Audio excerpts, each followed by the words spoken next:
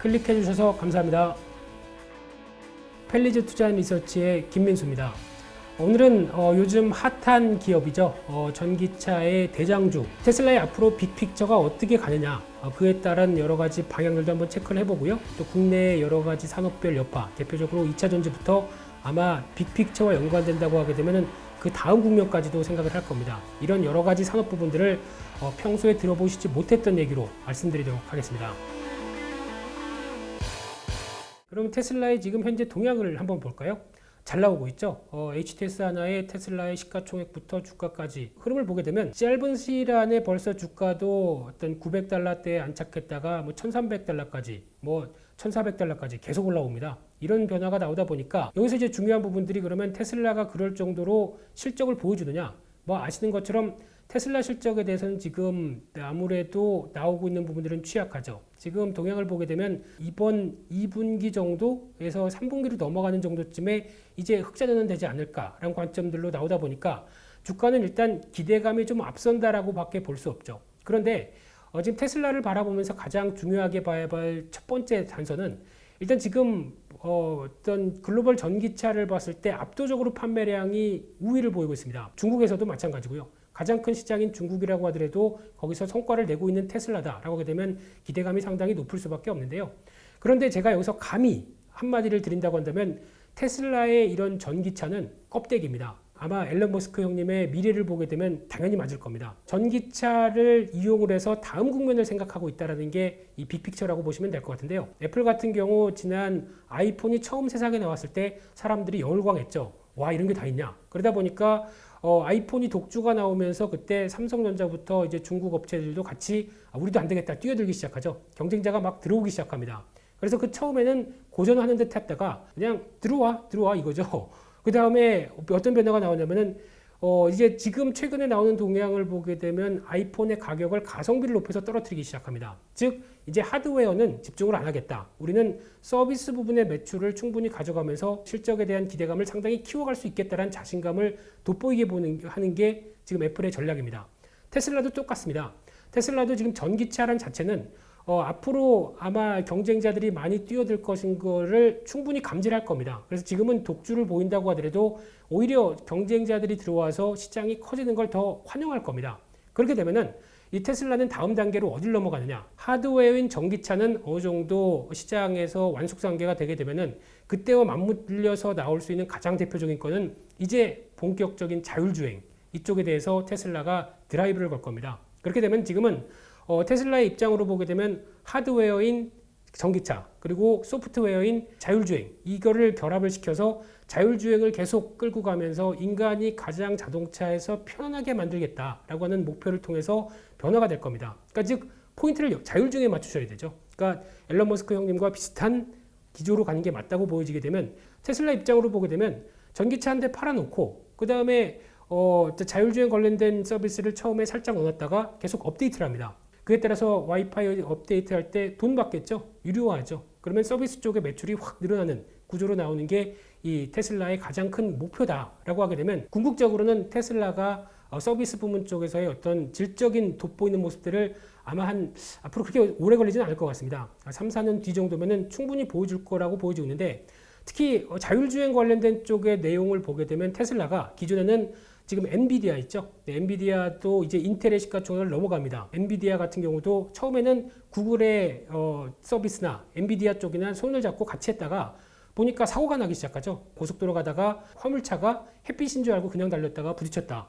이런 식으로 나오다 보니까 벌써 웨이모라고 하는 구글 쪽의 서비스랑도 어떤 손절했죠. 거기다가 엔비디아랑도 같이 개발하다가 이거 아니다. 사고 나다 보니까 이거 아니다. 그래서 우리 독자적으로 가자라는 쪽으로 나오고 있는데, 지금 아마 어떤 자율주행 레벨 관련된 쪽에서 0부터 5까지 쭉 단계를 보게 되면 가장 진보한 회사라고 하는 게 아마 테슬라가 독보적일 겁니다. 지금 보통 한 레벨 2 정도, 그래서 발대기 정도까지를 나오는 게 지금 대부분의 업체들이라고 본다고 하게 되면, 어떤 주행 데이터를 가지고 자율주행에 대한 흐름들을 본다라고 하면 테슬라가 가장 앞서가고 있습니다. 그런 쪽으로 봤을 때 앞으로 자율주행과 관련된 모멘텀들이 시장에 계속 부각될 수밖에 없겠다라는 쪽은 계속 염두를 하면서 이 커지고 있는 전기차에 대한 다음 흐름들이 이 자율주행이다라고 보시면 맞다고 봐야 될 것 같고요. 그런데 자율주행 관련돼서 미국 관련된 주식들은 충분히 접근할 종목들은 있는데 우리나라 시장에서는 솔직히 제가 보기에는 적합하게 해당되는 종목들이 거의 없다고 보는 게 맞을 것 같습니다.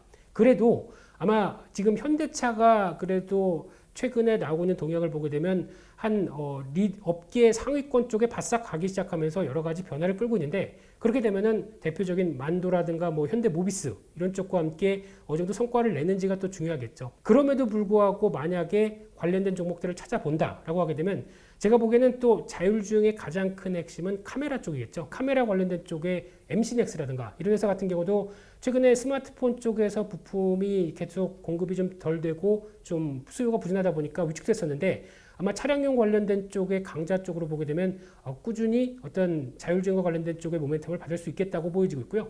또 하나 두 번째로 해성 DS라는 회사, 차량용 반도체의 강자죠. 오늘 주가는 좀 15% 뜹니다. 하지만 이게 지금 이번에 발표될 실적에 대한 기대감과 같이 움직인다고 하더라도 차량용 반도체는 커질 수밖에 없는 상황들이죠.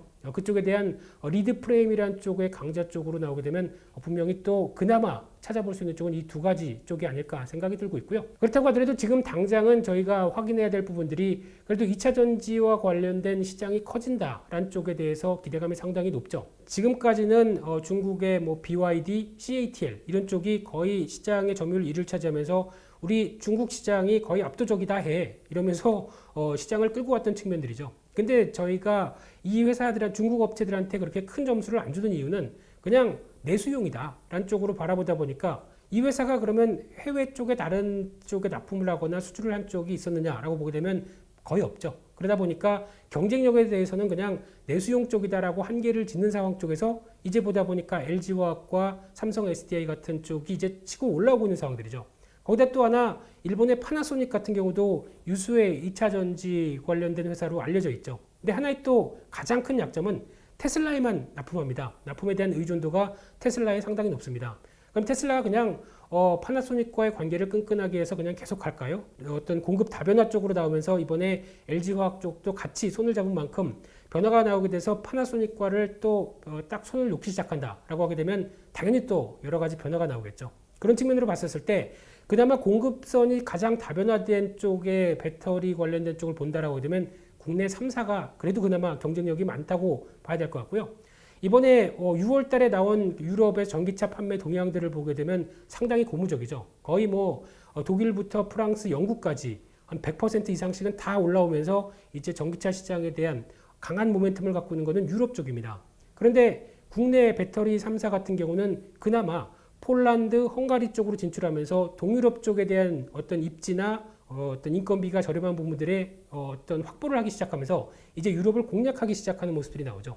그러면은 아마 이 부분까지 확인되기 시작해서 하반기에 대한 실적까지 나오고 또 모멘텀이 가세된다라고 하게 되면 점유율이나 우리 실적 자체적으로도 아마 국내 배터리 회사들의 흐름들은 확 많이 바뀔 수가 있다는 쪽에 무게를 두면서 접근하는 게 맞습니다. 그러면 지금 이제 2차 전지 관련된 쪽은 분명히 포트폴리오에 한 종목씩은 갖고 계셔야 될 것 같습니다. 그러면은 제 개인적인 입장 쪽으로 봤을 때 LG화학 그리고 삼성 SDI, SK이노베이션 세 개가 있다. 뭘 사야 될까요? 그냥 판에다 두르고 찍을까요? 그래도 좋습니다만 제가 보기에는 그래도 그나마 지금은 LG화학이 더 지금 시대에 맞다라고 봐야 될 것 같습니다. 왜냐하면은 LG화학 같은 경우의 강점은 그래도 절반 정도의 매출은 화학 쪽에 자리를 잡고 하고 있다는 쪽입니다. 그래서 지금 매출 구성과 흐름을 보게 되면은 특히 아직까지는 고마진 쪽이죠. 이쪽에 대한 부분들이 확인이 되다 보니까 상대적으로 지금 유가가 안정세를 보이다 보니까 이에 따른 실적에 대한 기대감들이 거의 이제 밑바탕을 깐 채 더 이상 이제 나빠질 가능성은 없다라는 부분들이죠. 게다가 지금 나오고 있는 이제 자동차 전지와 관련된 부분들이 오히려 좀 주도를 하면서 시장에서 변화가 내어올 가능성이 높다라고 하게 되면 가장 중요하게는 실적 변화와 함께 이끌 수 있는 대표적인 종목 쪽에서 바라보고 있는 상황들이고요. 그런 흐름들을 봤었을 때 지금 동향을 보게 되면 좀 긴 시각으로 월봉을 본다라고 하게 되면 이제 막 도전을 직전 고점 때 58만 원대를 도전하면서 주가가 움직이는 상황이죠. 이런 흐름들을 근거로 봤었을 때 이제 시가총액 순위가 바뀔 수 있다라고 하는 부분들은 이런 어떤 2차 전지에 대한 기대감들이 끌고 나간다라고 하게 되면 오히려 실적이 확인될 때마다 업그레이드가 시도가 된다는 관점 쪽에서 중기적으로 계속 양호하게 보일 수 있겠다라고 봐야 될 부분이고요. 그와 함께 또 그러면 LG화학과 함께 또 눈여겨볼 수 있는 장비 쪽이 어디겠느냐라고 봤었을 때 가장 눈여겨볼 수 있는 게 나라 M&D라고 그렇게 큰 회사는 아니라고 하더라도 눈여겨볼 수 있는 상황입니다. 이 회사 같은 경우는 일단 중요하게 봐야 될 게 오늘 주가가 올라가서 이런 얘기 드린다라고 보시면 안 될 것 같고요. 특히 금융 관련된 쪽에 어떤 강점이 있는 회사인데 과거에 LG 전자에서 금융사업부가 분사가 돼서 나온 회사죠. 그러다 보니까 우리 식구다라는 관점 쪽에서 LG 쪽에서 나오고 있는 자동차 관련된 쪽에 어떤 2차 전지 관련된 쪽을 연결을 시킨다라고 하게 되면 가장 연결고리가 높은 상황이라고 봐야 될 것 같고요. 그런 쪽으로 봤었을 때 아마 하반기 들어서 나오고 있는 실적에 대한 변화까지 생각한다라고 하게 되면 지금 최근 들어서 나오고 있는 주가 동향도 이를 감안하면서 움직인다고 봤을 때 어느 정도 앞으로의 개연성을 상당히 높이는 부분들이죠. 그렇게 봤었을 때는 추가 실적과 주가에는 기회 요인들이 되겠다라고 바라보고 있는 상황들이고요. 또 하나 눈여겨볼 수 있는 마지막 세 번째 종목 같은 경우는 M+라는 종목 눈여겨보셔야 될 것 같습니다. 이 회사 같은 경우도 지금까지는 실적에 대한 자신감이 좀 없다가 아무래도 최근 들어서 이제 움직이는 측면들이 높은 상황들인데요. 이 회사의 가장 큰 강점은 일단 2차 전지 자동화 조립 장비라고 보시면 나오는데 그 중에서 가장 큰 강점은 파우치형입니다. 그렇다는 얘기는 지금까지 원형이나 각형에 비해서 파우치형이다 보니까 상대적으로 여러 적재적소에 쓰일 수 있겠다. 좀 다양하게 쓰일 수 있겠다는 관점들이 가장 큰 장점이죠.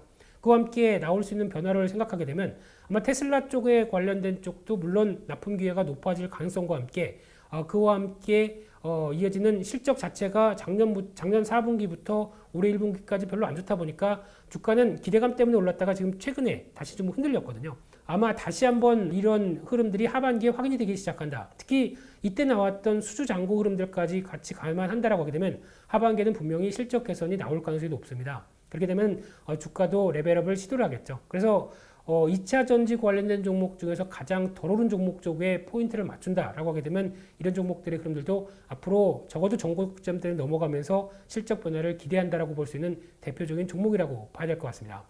그래서 가장 중요한 부분들은 앞으로 2차 전지 관련된 쪽이 대세다 보니까 기대감이 상당히 높으면서 이제 묻지마 투자로 들어가시는 게 아니라 이럴 때일수록 꼼꼼히 따져보셔야 되겠죠. 특히 가장 잘 나가는 회사의 어떤 밸류 체인을 갖고 있는 회사 쪽이 어디냐 그에 따라서 관련돼서 투자를 하는 게 가장 또 적합하다고 봐야 될 부분들이고요. 그리고 또 저것도 다 싫다 그러면 그냥 가장 잘 나가는 회사를 또 보유하고 있는 게 시장의 시류에 맞는 종목이다라고 볼 수밖에 없는 상황들이죠. 그래서 아마 2차 전지 시장은 여전히 어떤 글로벌 각국의 경기 부양책들이 수소뿐만 아니라 이 친환경책 관련된 쪽도 같이 드라이브를 걸고 있기 때문에 또 다음 주 월요일이죠. 7월 13일 가게 되면 우리나라도 그린 뉴딜 종합정책이 발표가 됩니다. 그와 함께 또 하나의 모멘텀도 같이 가세가 되고 있기 때문에 쉽게 얘기하면 큰 장이 열립니다. 그 큰 장 속에서 과연 누가 얼만큼의 시장 점유율을 갖고 파이를 늘려가느냐 이 싸움들이겠죠. 그래서 거기서 앞서 말씀드린 테슬라가 기사는 지금은 강하게 나가고 어떤 주도를 하고 있는데 테슬라는 그것만 보는 게 아니라고 분명히 말씀드렸습니다. 자율주행 쪽으로 넘어가게 되면 우리나라도 아마 앞으로 이제 소부장 관련된 쪽으로는 오늘도 시장에서 뜨겁게 나오고 있는데 소부장 플러스 알파가 될 가능성이 높습니다. 이 알파라는 얘기는 소프트웨어죠. 앞으로는 소프트웨어의 힘이 상대적으로 강하게 시장에서 부각을 받는다라는 관점을 보게 되면 정부가 아마 다음 단계는 미리 예측하겠는데 아마 이 방송이 성지가 될 수도 있습니다. 미리 예측하건데 앞으로는 소부장 플러스 알파인 소프트웨어 쪽도 정부가 강하게 드라이브를 걸 가능성이 없습니다. 왜냐하면 이쪽에 대한 여러 가지 우리나라의 인적 자원이나 기술력들은 떨어지지가 않거든요. 그래서 이 부분도 같이 눈여겨보시되 아직 그런데 움직이는 게 없다 보니까 일단은 가능성을 타진하고 여러 가지 전략을 짜야겠죠. 그런 관점 쪽에서 좀 더 오늘은 빅픽처와 관련된 그림들을 한번 그려봤었습니다. 그래서 오늘 준비한 내용들은 여기까지고요. 다음 시간에도 좀 더 알찬 섹터와 종목들 쪽으로 찾아뵙도록 하겠습니다. 클릭해 주셔서 감사합니다.